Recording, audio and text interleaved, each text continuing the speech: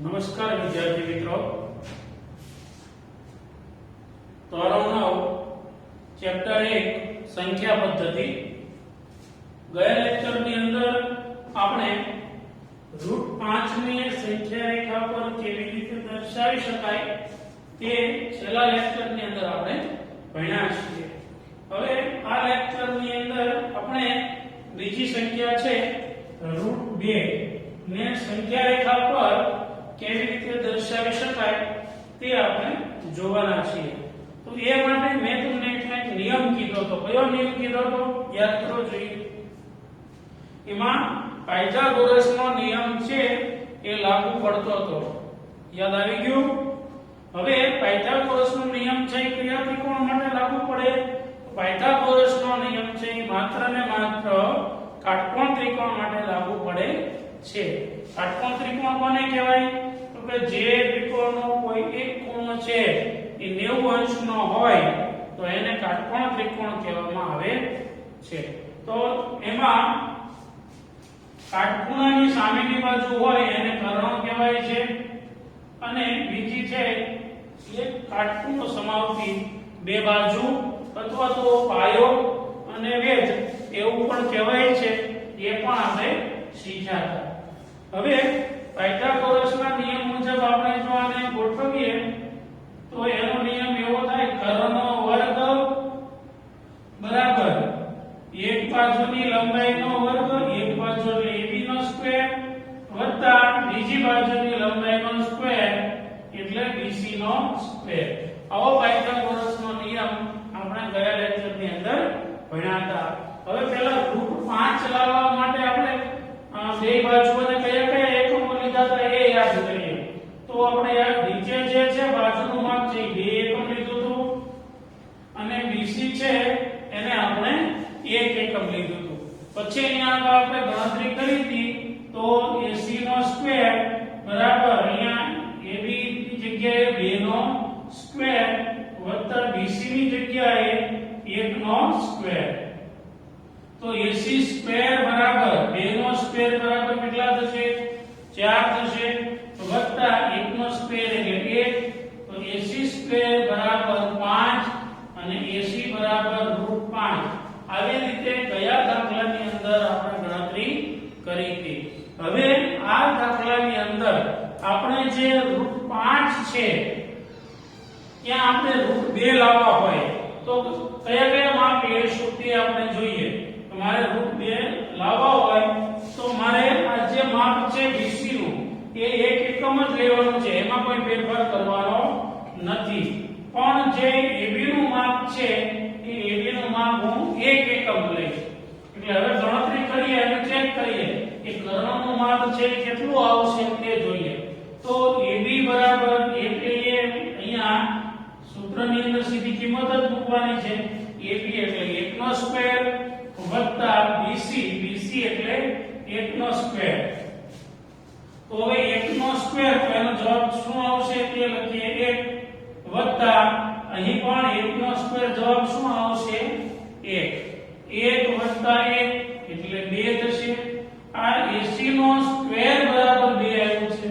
તો હવે આપણે એનું વર્ગમૂળ કાઢીએ તો શું જવાબ આવશે? તો AC સ્ક્વેર નું AC કરવું હોય તો એની જે જમણી બાજુ જે સંખ્યા છે એનો પણ વર્ગમૂળ કાઢવો પડે. તો AC બરાબર √2 આપણને મળશે. તો આ AC નું માન છે એ √2 આવે. ક્યારે √2 આવશે? તો આ નીચેની જે બાજુ છે પાયો છે એ 1 લેવાનો અને BC છે એ પણ 1 લેવાનો, એટલે આપણે √2 નું માપ મળશે.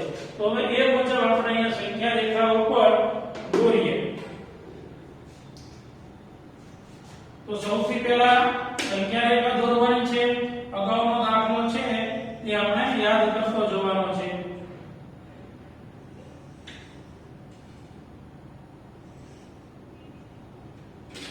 તો આવી રીતે સંખ્યા રેખા દોરી અને પ્રમાણમાપ લેવાનું છે. તો પ્રમાણમાપ કેટલું લઈશું? તો પ્રમાણમાપ 1 એકમ બરાબર કેટલા લેવા છે? સેન્ટીમીટર લઈ શકાય, ઇંચમાં લઈ શકાય, મીટર પણ લઈ શકાય, કિલોમીટર પણ લઈ શકાય, પણ અહીંયા કિલોમીટર કે મીટર માપ લઈએ તો આપણે બુકની અંદર સમાય નહીં, એટલે આપણે ઇંચમાં માપ લઈએ. 1 એકમ બરાબર આપણે 1 ઇંચ લઈશું આ પ્રમાણમાં. તો હવે સંખ્યા રેખા ઉપર આવીએ તો સંખ્યા રેખા ઉપર કોઈ પણ એક બિંદુએ આપણે 0 દર્શાવી દઈશું અને એને એ બિંદુ નામ આપી દઈશું, એટલે શૂન્ય ને સંગત એ બિંદુ લઈશું.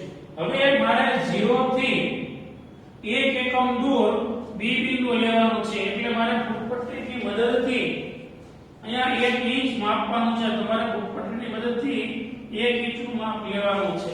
અહીંયા 1 ઇંચની જગ્યાએ તમે 5 ઇંચ પણ લઈ શકો છો, 2 ઇંચ પણ લઈ શકો છો. તો હું અહીંયા 1 એકમ માપ લઈશ અને 1 એકમ જેટલું દૂર અહીંયા હું બી બિંદુ છે દર્શાવીશ. હવે બી બિંદુએથી અહીંયા તો મારે કાટખૂણો પણ થવો જોઈએ અને 1 એકમ માપ પણ થવું જોઈએ. એ માટે તમે કાટખૂણિયાનો પણ ઉપયોગ કરી શકો છો. જો તમારી પાસે કાટખૂણિયો ન હોય તો તમે ફૂટપટ્ટીનો ઉપયોગ કરીને પણ 1 એકમ જેટલું માપ લઈ શકો છો. તો અહીંયા આગળ ધારો કે આ 1 એકમ માપ આપણે લઈ લીધું છે અને ત્યાં સી બિંદુ માપ લીધું છે અને બી બિંદુ પાસે કાટખૂણાની નિશાની કરીશું કે અહીંયા આગળ બરાબર 90 નું માપ લીધું છે. હવે એ અને સી આપણે જોડી દઈશું. તો એ એસી નું માપ કેટલું થશે? તો એસી નું માપ છે તમારે ખરેખર ગણતરી કરીને ચેક કરવાનું હોય છે, પણ અહીંયા આગળ આપણે પાછા પહેલેથી તૈયાર જ છે, એટલે આપણે એસી નું માપ છે √2 થયું છે, એટલે અહીંયા આગળ હું એસી બરાબર √2 દર્શાવીશ. હવે કેન્દ્ર છે કોને પરિકરણનો ઉપયોગ કરીશું અને કેન્દ્ર તરીકે કોને લઈશું યાદ કરો જોઈએ. તો કે કેન્દ્ર તરીકે એને લઈશું, એટલે અહીં પરિકરની અણી રાખીશું અને એસી જેટલી ત્રિજ્યા રાખીશું, એટલે કે પરિકરની પેન્સિલ છે એ સી ઉપર રાખીશું. એટલે આ જે માપ છે મારા હાથમાં આટલી દોરી છે એ આ √2 જેટલું માપ થયું. જો આ રીતે આપણે માપીએ છીએ, માપીને પછી હું એક ચાપ દોરીશ, એટલે કે આવી રીતે લીટો દોરીશ અને ત્યાં આગળ હું ડી બિંદુ નામ આપીશ. હવે અહીંયા આગળ √2 નું માપ હતું તો અહીંયા આગળ આપણે નીચે લઈએ તો √2 નું જ માપ થાય, એટલે ડી બિંદુ છે ત્યાં આગળ √2 બિંદુ આવે છે.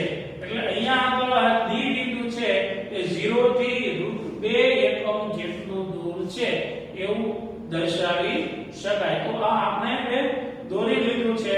હવે આના રચનાના આપણે મુદ્દા લખીશું. રચનાના મુદ્દા છે કઈ રીતે લખાય તે આપણે જોઈએ. તો રચનાના મુદ્દામાં ગયા લેક્ચરમાં પણ આપણે વાત થઈ હતી કે રચનાના મુદ્દા છે ગોખવાના હોય નહીં, આપણે જે રીતે દોર્યું હોય એ જ રીતે રચનાના મુદ્દા છે લખવાના હોય છે.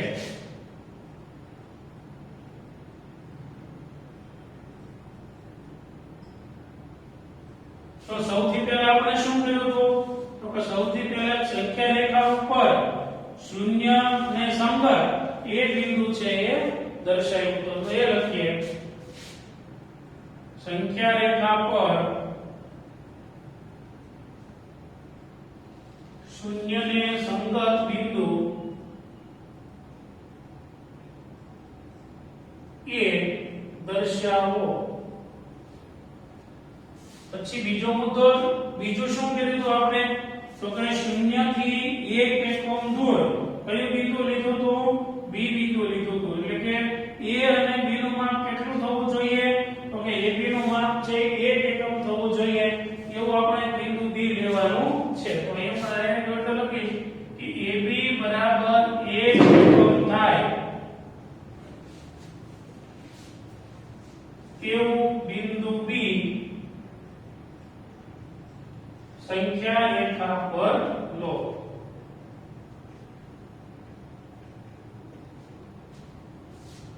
ત્રીજો મુદ્દો, હવે બી બિંદુ પણ થઈ ગયા પછી ત્યાંથી શું કર્યું હતું?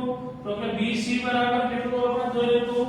1 એકમ બીજું શું થાય ધ્યાન રાખજો તો કે ડી બિંદુએ 90 નો ખૂણો થવો જોઈએ એટલે કે કાટખૂણો થવો જોઈએ કાટખૂણો થાય તો જ પાયથાગોરસનો નિયમ છે તે લાગુ પાડી શકાય એટલે કે કોણ ABC બરાબર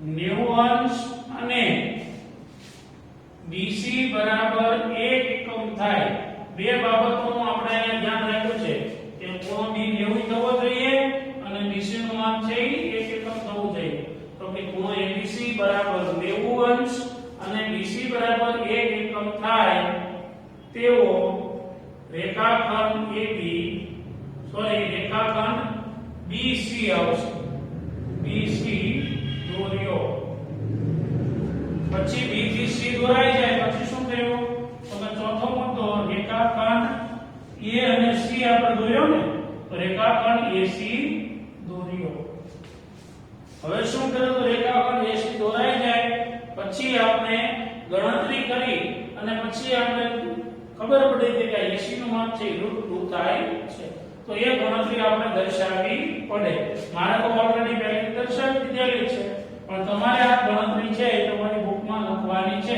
એ લખવાનું ત્રિકોણ ABC માં પાયથાગોરસના નિયમ મુજબ એટલે બુકમાં તમે પાગો નિયમો લખો એટલે આપણે પહેલો અક્ષર લખ્યો લાંબો ન લખવું પડે એટલે પાયથાગોરસના નિયમ મુજબ એટલે પાગો નિયમો હવે એ AC² કઈ રીતે આવ્યો છે એ હમણાં આપણે ચર્ચા કરી છે એટલે ફરી વખતે હું તમને ગણતરી કરીને બતાવતો નથી એટલે AC બરાબર √2 થયો ત્યાં હવે આપણે પહોંચી ગયા હવે કયા શેના વિશે લખવાનું છે તો હવે આ ચાપ કઈ રીતે દોર્યું એ મુદ્દા વિશે આપણે લખવાનું છે તો ચાપ દોરવા માટે આપણે શું કર્યું હતું તો કે એને કેન્દ્ર રાખ્યું હતું અને AC જેટલી ત્રિજ્યા રાખી હતી આની પહેલાની રચનાની અંદર મેં તમને સમજાવ્યું હતું આવો સિમ્બોલ કર્યો તો એને શું કહેવાય વર્તુળ કહેવાય પછી કેન્દ્ર કયું રાખ્યું છે તો કે કેન્દ્ર A રાખ્યું છે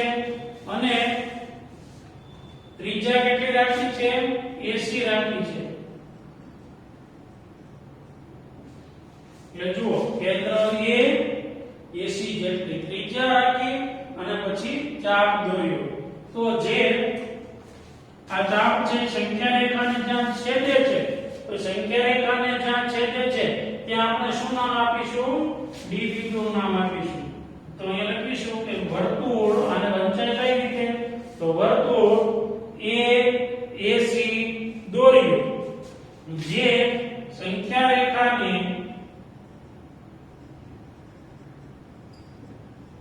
જ્યાં છેદે ત્યાં બિંદુ D નામ આપ્યું આમ જે D બિંદુ છે એ લાસ્ટ પોઈન્ટ છે ત્યાં આગળ √2 આવી જાય છે તો અહીં લખશું કે બિંદુ D એ √2 ને સંગત બિંદુ છે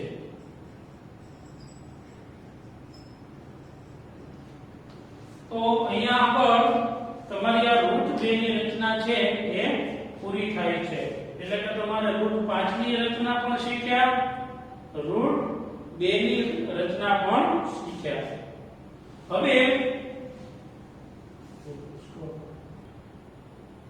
હવે નેક્સ્ટ દાખલો તમને એવું પૂછાય કે √2 ની જગ્યાએ √17 ને સંખ્યા રેખા પર કેવી રીતે દર્શાવી શકાય તે બતાવો હોય √17 ને આપણે સંખ્યા રેખા પર દર્શાવવું હોય તો કઈ રીતે દર્શાવી શકાય હવે તમને આવડતું છે તો કે કાટકોણ ત્રિકોણની અંદર આપણે માપ ખાલી ગોઠવવાના છે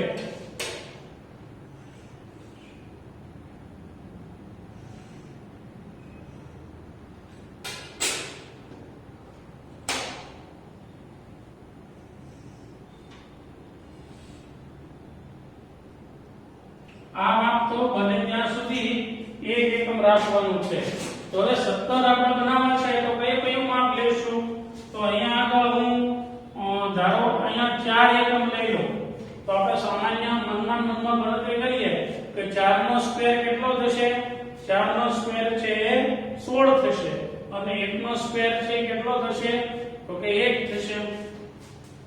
તો અહીંયા હું ગણતરી દર્શાવી દઉં કે AB નો સ્ક્વેર એટલે 4 નો સ્ક્વેર વત્તા BC નો સ્ક્વેર એટલે 1 નો સ્ક્વેર. તો 4 નો સ્ક્વેર એટલે કેટલો થશે તો કે 16 વત્તા 1 નો સ્ક્વેર કેટલો થશે 1. તો 16 અને 1 કેટલા થશે 17 થઈ ગયા. હવે AC સ્ક્વેર નું સ્ક્વેર રૂટ કાઢવું હોય તો વર્ગમૂળમાં 17 નું છે વર્ગમૂળમાં √17 થાય. એટલે કે તમારે જો √17 નું માપ અહીંયા લાવવું હોય તો AB બરાબર તમારે 4 એકમ લેવું પડે અને BC બરાબર 1 એકમ લેવું પડશે. તો અહીંયા જે તમે 1 એકમ લ્યો છો તો √17 લાવવું હોય તો 1 એકમ લેવાનું નહીં, પણ અહીંયા કેટલા એકમ લેવાનું 4 એકમ લેવાનું. એટલે A થી B નું માપ છે 4 એકમ લેવાનું અને B થી C નું માપ છે એ તો 1 એકમ જ લેવાનું છે. તો અહીંયા આગળ તમારે √2 ની જગ્યાએ જવાબ આવશે √17. આવી રીતે દાખલો તમારે √17 નો જે દાખલો છે એ તમારે હોમવર્ક ની અંદર ગણવાનો છે અને રચનાના મુદ્દા પણ તમારે જાતે લખવાના છે. આની પછી તમને ધારો કે કોઈ એક દાખલો એવો પૂછાય કે સંખ્યા રેખા પર √3 દર્શાવો. સંખ્યા રેખા પર મારે √3 લાવવા છે તો √3 છે એ કઈ રીતે લાવીશું એ તમારે નેક્સ્ટ ટાઈમ વિચારીને મને કહેવાનું છે કે અહીંયા આગળ AB નું માપ કેટલું લઈએ અને BC નું માપ છે કેટલું લઈએ તો જવાબ છે એ √3 આવશે. તમે તમારી રીતે વિચારી લેજો બરાબર. અને નેક્સ્ટ ટાઈમ તમારે લેક્ચરમાં મને કહેવાનું છે કે √3 કઈ રીતે લાવી શકાય. એવી રીતે √6 લાવવું હોય તો √6 પણ કેવી રીતે લાવી શકાય. આ બે વિચારવા માટે હું તમને હોમવર્કમાં આપું છું. કયું હોમવર્ક થયું તો કે √17 ને સંખ્યા રેખા ઉપર કેવી રીતે દર્શાવી શકાય. એક તો તે તમારે આખી રચના પૂરી કરવાની છે દોરીને લખીને. બીજું હોમવર્ક એ છે કે જો મારે AC ની જગ્યાએ √3 વાળી રચના દોરવી હોય તો AB બરાબર કેટલું માપ લેવું પડે અને BC બરાબર કેટલું માપ લેવું પડે. એ અને ત્રીજી બાબત √6 લાવવું હોય તો મારે AB બરાબર કેટલું માપ લેવું પડે અને BC બરાબર કેટલું માપ લેવું પડે એ તમારે મને કહેવાનું છે. એટલે આ ત્રણ બાબતો છે એ તમારે હોમવર્કમાં તમારે કરીને બતાવવાની છે. હવે પછી આપણે આગલા લેક્ચરમાં